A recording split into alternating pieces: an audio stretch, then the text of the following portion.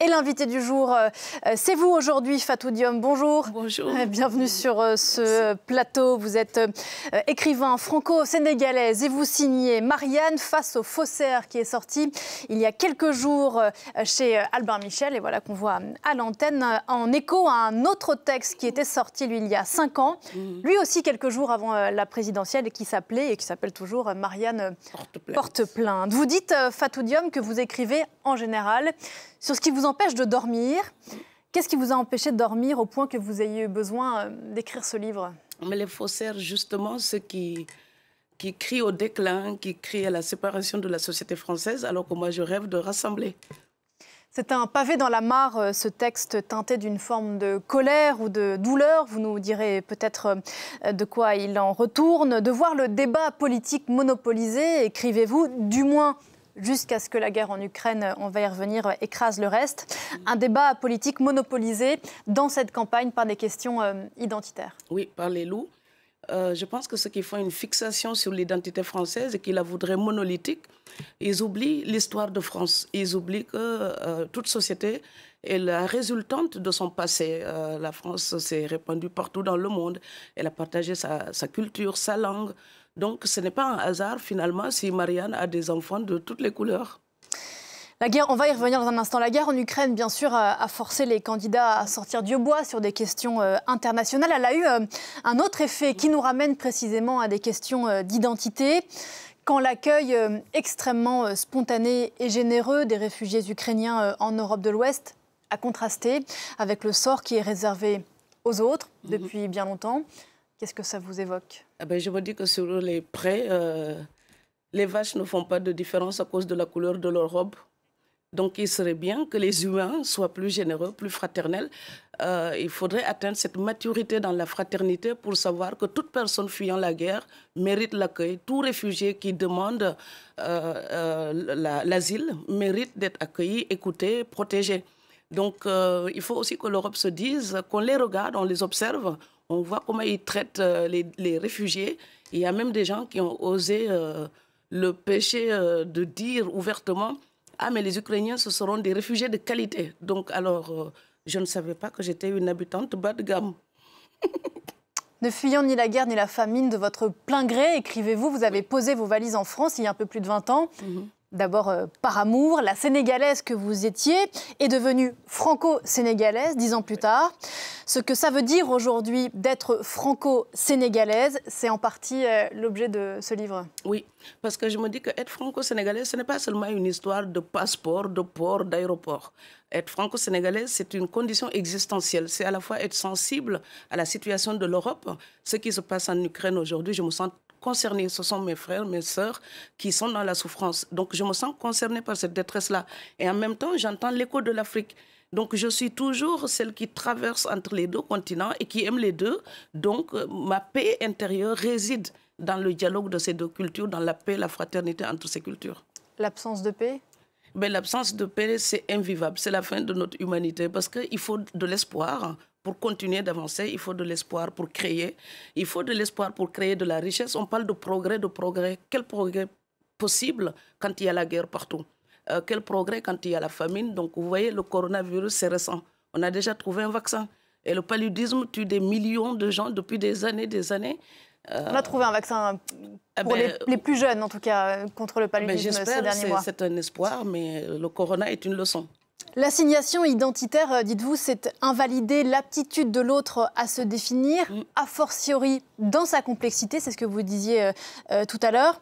En ça, le trait d'union qu'il y a entre franco et sénégalaise, dans votre cas, est capital. Oui, parce qu'il y a une espèce de soupçon d'infidélité ou d'absence de lien sincère avec la patrie qui nous accueille. On a laissé une patrie derrière nous, on continue à l'aimer.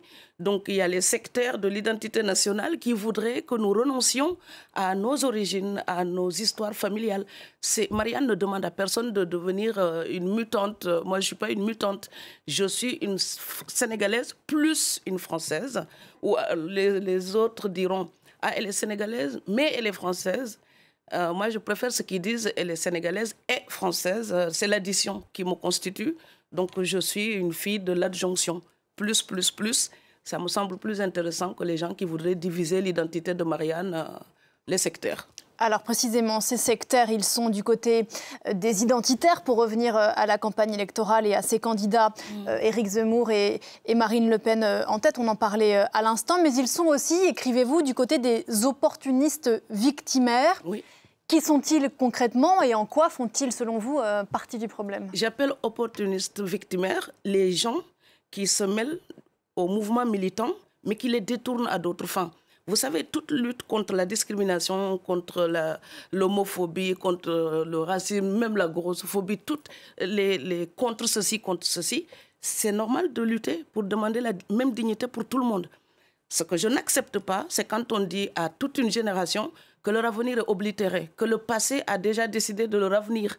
Moi, je considère que nous devons étudier l'histoire de l'Afrique, l'histoire de l'esclavage, l'histoire de la colonisation, mais tout cela doit servir de leçon pour être justement à la hauteur des défis d'aujourd'hui. Et les problèmes d'aujourd'hui, nous devons leur donner leur vrai nom. Pas toujours recourir au passé forcément pour justifier des choses qui ont d'autres raisons d'exister aujourd'hui. Donc les opportunistes, ce sont ceux qui prennent les mouvements militants comme des podiums où se faire un nom. Je suis contre ça parce que c'est un calcul qui ne libère pas la masse.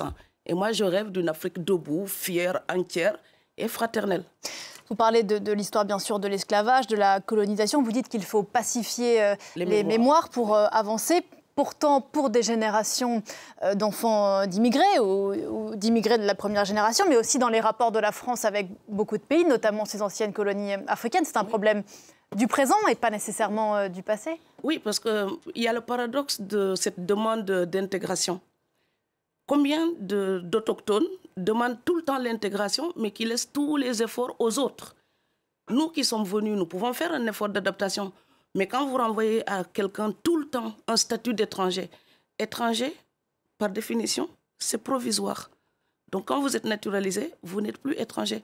Or, on dit immigré première, deuxième, troisième génération, ce qui est un non-sens linguistique. Parce qu'en fait, l'immigré, c'est celui qui a quitté sa terre d'origine avec sa petite valise et qui s'en va. Lui, il est immigré.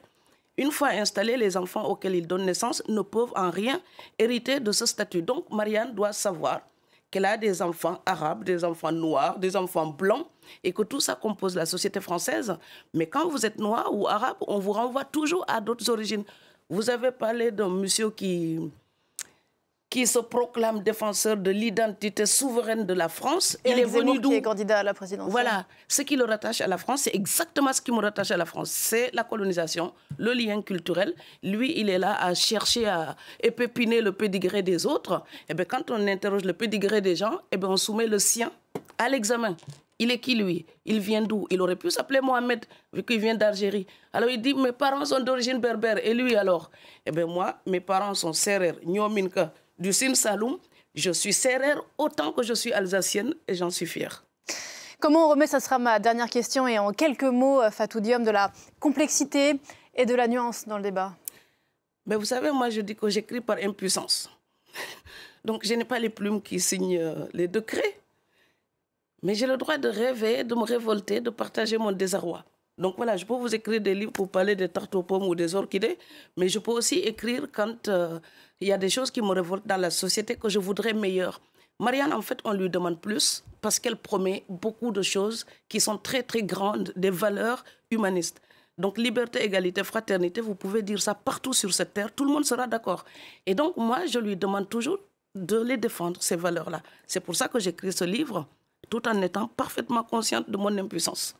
Mais porté par une forme d'espoir tout de même. Toujours. Rassurez-moi. Merci beaucoup, Fatou Diom. Merci. Le temps nous a manqué, mais on a dit l'essentiel, je crois. Marianne Faso-Faussaire, qui est sortie chez Albin Michel, votre pavé dans la mare, comme on dit, à quelques semaines. Bien sûr, votez le 10 avril prochain du premier tour de la présidentielle, quelque peu éclipsé par l'actualité tragique ukrainienne, sur laquelle on revient bien sûr dans quelques minutes dans le journal de 8h30 avec Damien Coquet. Merci encore. Merci beaucoup. Bonne journée à vous. On se retrouve juste après la pause.